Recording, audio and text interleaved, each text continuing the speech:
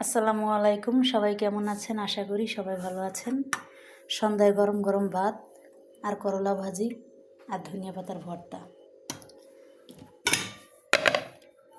শীতের দিনে ভর্তা ভাত অনেকটাই স্বাদ লাগে। বিসমিল্লাহ বলে নিয়ে নিলাম প্রথমে ভর্তা, তারপরে ভাজি। এতটা লোভনীয় হয়েছে ভর্তার ভাজিটা বলার বাহিরে।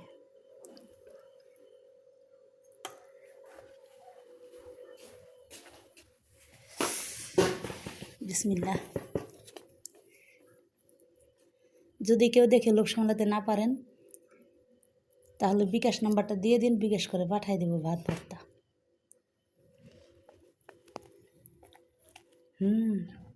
মাশাআল্লাহ, অনেক মজা হয়েছে।